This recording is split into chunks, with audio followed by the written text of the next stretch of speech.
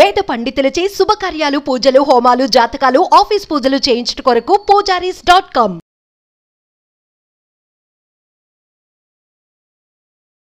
నమస్తే, welcome to Suman TV. నేను మీ యామ్ని. ప్రస్తుతం మనతో ఉన్నారు ప్రముఖ జ్యోతిష్య వాస్తు పండితులు, జ్యోతిష్య శిక్షణ నిపుణులు, లలితాదేవి అమ్మవారి ఉపాసకులు బ్రహ్మశ్రీ నానాజీ పట్నాయక్ గారు ఉన్నారు. మరి గురుగారితో మాట్లాడి 12 రాశుల వారికి సంబంధించి కుజ శుక్ర కేతు కలయిక వల్ల ఏ విధంగా ఉంటుంది, ఈ విషయాల గురించి అడిగి తెలుసుకుందాం. నమస్కారం గురుగారు. శ్రీమాత్రే నమః. గురుగారు, ఇప్పుడు కుజ శుక్ర కేతు కలయిక వల్ల మిథున రాశి వారికి ఏ విధంగా ఉంటుందండి? మిథునంలోనే కుజుడు ఉన్నాడమ్మా. ఫస్ట్ ఆఫ్ ఆల్ ఏంటంటే కుజుడి యొక్క ప్రభావం ఎలా ఉంటుందంటే, వీళ్ళకి కుజుడు పూర్వజన్మ కర్మకారకుడు అంటారు. ఈ పూర్వజన్మ కర్మకారకుడు ఎప్పుడైతే రాశిలో ఉన్నాడో, చూడండి ఒక్కోసారి ఎలా ఉంటుంది, మనం ఎవరితో గొడవ పెట్టుకోకపోయినా కాంపిటీషన్ కోసం అవతల వాళ్ళు గొడవ పెట్టుకోవడము, అవతల వాళ్ళు కాంపిటేటివ్గా మనల్ని ఫీల్ అవ్వడము, మనల్ని అనవసరంగా కాంపిటీషన్లో దింపడం, ఇటువంటి ఫలితాలు ఇస్తూ ఉంటుంది. అయితే ఇక్కడ మనం శుక్రుడు కేతువు 4వ స్థానంలో ఉంటూ కుజుడు లగ్నంలో ఉన్నాడు. సో మార్స్ లగ్నంలో ఉండి 4th హౌస్లో ఉండే శుక్రకేతులతో కనెక్టివిటీ పెట్టుకున్నాడు. ఇలాంటప్పుడు వీళ్ళు ప్రధానంగా తీసుకోవాల్సిన జాగ్రత్త ఏమిటంటే, ఏదైనా ప్రాపర్టీ తీసుకుంటున్నారు, అసలు ఆ ప్రాపర్టీ డాక్యుమెంట్స్ ఎట్లా ఉన్నాయి, సరైన ప్రాపర్టీ తీసుకుంటున్నామా లేదా. ఇవాళ రేపు చూడండి రకరకాల ప్రాపర్టీస్ మీరు అక్కడ కట్టారు ఇక్కడ పెట్టారు, హైడ్రా అని, అది డెమాలిష్ అవి జరుగుతున్నాయి. కాబట్టి ప్రాపర్గా పేపర్స్ ఉన్నాయా లేవా, సరైనటువంటి ప్రాపర్టీ మనం కొంటున్నామా, లేకపోతే ఏదైనా ప్రాబ్లం ఉందా అనేటువంటిది పర్టికులర్గా తెలుసుకోవాలి. ఇది ఇక మరొక విషయం ఏంటంటే, ఇక్కడ పర్టికులర్గా ఈ రాశి వారు అంటే ఈ లగ్నం వారు ఏదైనా ఒక కొత్తగా ఇప్పుడు కొన్ని కోర్సెస్ చేస్తుంటారు. ఆ కోర్సెస్ రిలేటెడ్ సంబంధించిన విషయంలో ఒక్కొక్కసారి తొందరపడి ఏదో కోర్సులో జాయిన్ అయిపోతారు. జాయిన్ అయిపోయి అయ్యో ఎందుకు జాయిన్ అయ్యాను ఇందులో, అనవసరంగా నాకు ఇది అర్థం కావట్లేదు, అనవసరంగా తొందరపడి ఇందులో కోర్సులో జాయిన్ అయ్యాను, అనవసరంగా డబ్బులు కట్టాను అనుకుంటారు.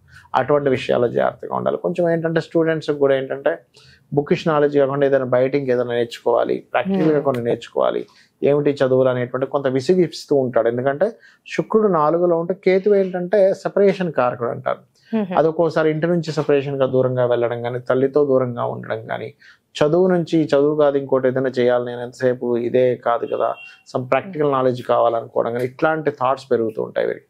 అదేవిధంగా రైతులు ప్రత్యేకంగా ఈ మిథునం వారు ఏంటంటే కుజుడు లగ్నంలో ఉండి శుక్రకేతువుని వీక్షిస్తున్నారు కాబట్టి రైతులు ఈ పంట పొలాల్లోని కొంచెం ఈ పురుగులు అవి వస్తూ ఉంటాయి. ఎందుకంటే కేతువు సహజంగా ఇన్సెక్ట్స్ కారకుడు కాబట్టి ఈ పురుగులకు సంబంధించినటువంటి విషయంలో చేసేటువంటి పెస్టిసైడ్స్ వాడుతూ ఉంటారు, పిచికారీ చేస్తూ ఉంటారు. కొంతమంది ఈ మధ్య సేంద్రియ ఇవి చేసే అంటే వ్యవసాయం చేసేటువంటి వాళ్ళలో రకరకాల ఇవి మారుతుంటారు. అటువంటి విషయాలు సరిగ్గా వీళ్ళు స్ప్రే చేస్తున్నారో లేదా, దానివల్ల ఏదైనా ఎఫెక్ట్ వస్తుందా, ఇట్లాంటివి కొంచెం చూసుకోవాలి.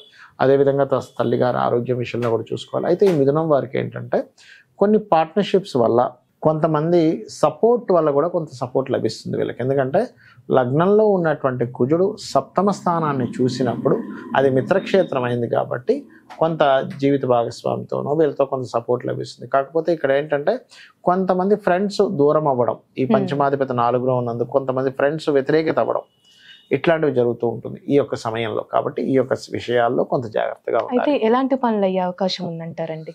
వీళ్ళకి పనులు అంటే ఒకటేనమ్మా, కొన్ని సామాజికంగా కొన్ని పనులు చేయడం వల్ల ఒక మంచి జరుగుతుంది వీళ్ళకి ఒక్కోసారి. అదేవిధంగా వివాహ సంబంధించినటువంటి విషయాల్లో కొంత విదేశీ సంబంధ వివాహ కుదరడం కానీ కొన్ని ఇట్లాంటివి కొంతవరకు సక్సెస్ అవుతాయి చెప్పాలంటే.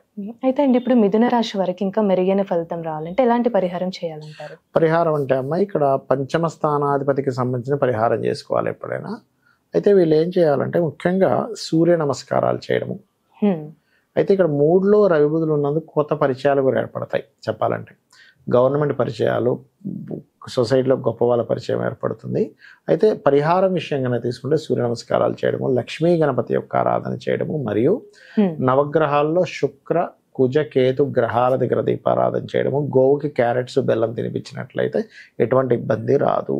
ఇప్పుడు ప్రపంచవ్యాప్తంగా చూసుకున్నట్లయితే ఏ విధంగా ఉంటుంది? మనం ఆల్రెడీ ఉట్టి శుక్రకేతువుల కలయిక ఒక 10-15 రోజుల క్రితం నుంచి ముందే మనం చెప్పాము. ఏంటంటే కొంచెం స్త్రీల మీద కాస్త యగాయిత్యాలు, ఎందుకంటే శుక్రుడు స్త్రీలకు కారకుడు అమ్మ.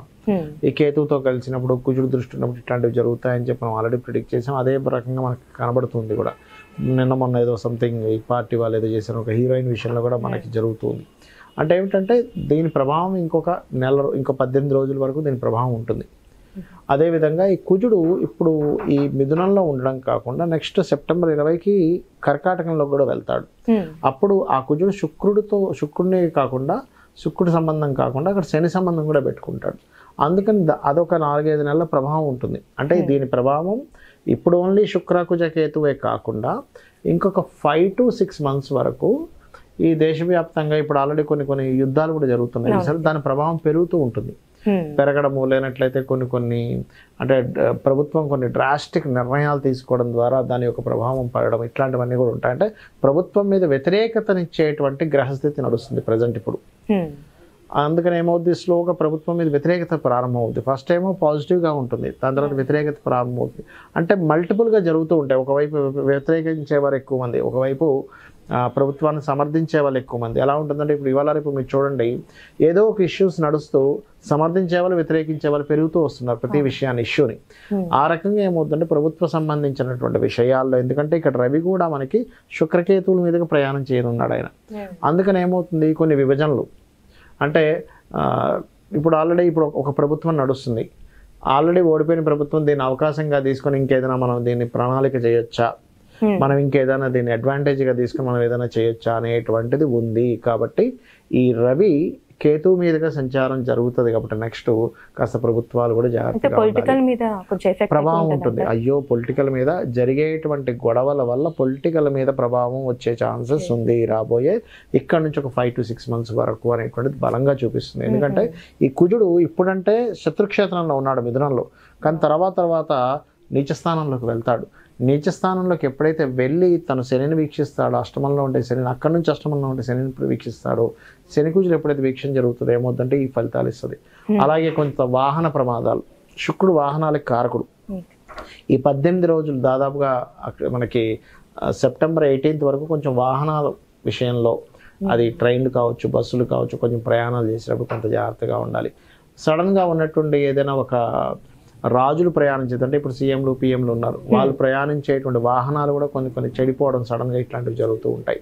ఇవి కొంచెం పర్టికులర్గా చూసుకోవాలి. ఏది 18th వరకు పర్టికులర్గా ఈ సీఎంలు కావచ్చు, పిఎంలు కావచ్చు, ఎమ్మెల్యేలు ఎంపీలు కావచ్చు, వీళ్ళు ప్రయాణించేటువంటి దాంట్లో మరి వీళ్ళందరికీ కూడా ఇబ్బంది కలగకుండా ఉండాలంటే ఏం చేయాలి? మెయిన్ ఆస్ట్రాలజీ యొక్క మెయిన్ ఉద్దేశమే అది. అంటే ఏంటి, మీకు ఇలా ఉంది కాబట్టి దీన్ని ఎట్లాగా అధిగమించాలి చూసుకున్నట్లయితే ముఖ్యంగా నవగ్రహాల్లో శుక్ర కేతు కుజ శని, ఈ 4 గ్రహాలు గుర్తుపెట్టుకోండి. శుక్ర కేతు కుజ శని, వీలైతే రాహు.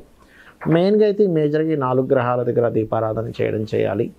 రెండవది ఏంటంటే అమ్మవారి యొక్క ఆరాధన, అందులో ముఖ్యంగా లలిత అమ్మవారి యొక్క ఆరాధన, గణపతి యొక్క స్తోత్ర పఠనము, సుబ్రహ్మణ్యేశ్వర స్వామి ఆరాధన చేయడము. బయటికి వెళ్ళే ముందు వీలైతే ఏదైనా ఇంపార్టెంట్ వర్క్స్కి వెళ్తున్నప్పుడు కొంత చండీ పారాయణం వినడము, చండీ వినడము, లేనట్లయితే ఓం దుర్గాయ నమః అనే నామస్మరణ చేయడము, ఇలాంటివి కనుక చేసుకున్నట్లయితే బాగుంటుంది. అయితే కొంతమందికి ఇందులో మనం ఇప్పుడు రాశి ఫలాలకు సంబంధించిన ఒక్కొక్క రాశి చెప్పుకున్నాం, కానీ కొంతమందికి రాశి తెలియదు.